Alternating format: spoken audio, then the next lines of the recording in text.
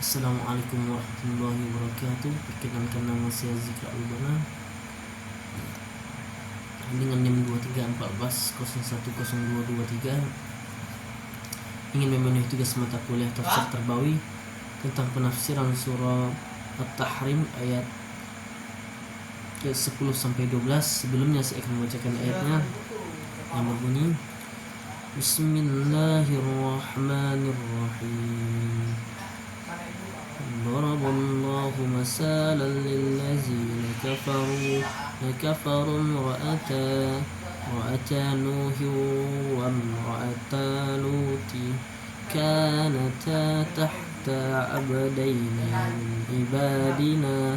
من عبادنا صالحين فخانتاهما فلم يغنيا عنهما من الله شيئا وقيل ادخلا النار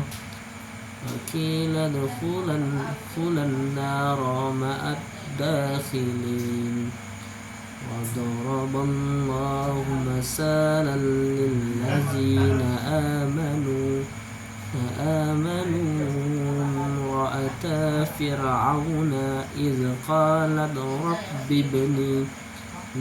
رب ابن لي عندك بيتا في الجنة ونجني من فرعون وعمله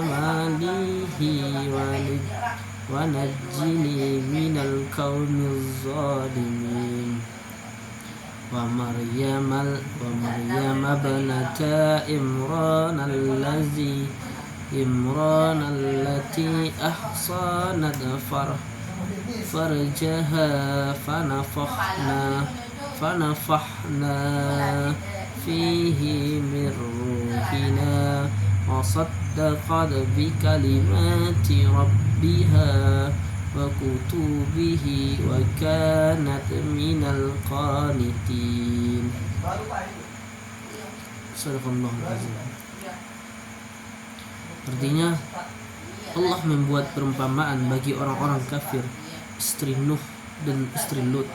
Keduanya berada di bawah penguasaan dua orang hamba yang soleh di antara hamba-hamba kami. Lalu kedua istri itu berkhianat kepada kedua suaminya, tetapi kedua suaminya itu tidak dapat membantu mereka sedikit pun dari siksa Allah. Dan dikatakanlah kepada kedua istri itu, masuklah kamu berdua ke neraka bersama orang-orang yang masuk neraka. Dan Allah membuat perumpamaan bagi orang-orang yang beriman, istri Fir'aun, ketika dia berkata, ya Tuhanku, bangunkanlah untukku sebuah rumah di sisimu dalam surga, dan selamatkanlah aku dari Fir'aun dan perbuatannya, dan selamatkanlah aku dari kaum yang zalim.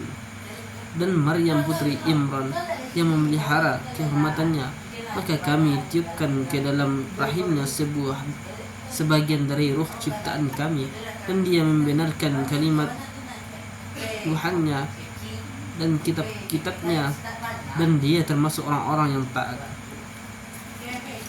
Penafsirannya,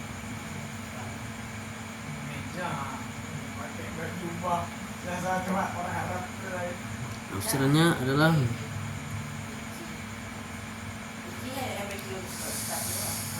ayat ini menegaskan bahwa kedudukan atau hubungan dengan orang soleh, bahkan suami seorang nabi, tidak menjamin keselamatan akhirat jika tidak disertai iman. Berkhianat dalam ayat ini bukan berarti zina, melainkan pengkhianatan dalam agama, menolak kebenaran, membocorkan rahasia dakwah, atau menentang misi kenabian. Pelajaran yang dapat kita ambil ayat itu adalah hubungan darah tidak berguna jika tidak dibarengi dengan iman dan amal soleh. Ya, selanjutnya, istri Fir'aun, Asiyah disebut dalam Al-Quran sebagai simbol iman yang kuat, meskipun hidup bersama salah satu manusia paling zalim dalam sejarah. Doanya menunjukkan keyakinan kepada kehidupan akhirat, yang harapan akan kedatangan dengan Allah, kedekatan dengan Allah, dan keinginan untuk keselamatan dari penindasan.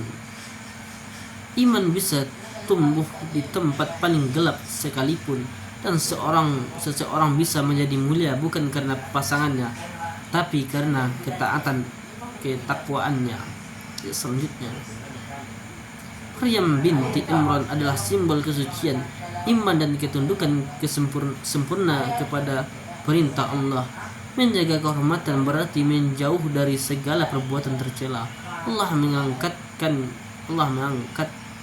sebagai wanita mulia karena ketakwaan dan kesuciannya.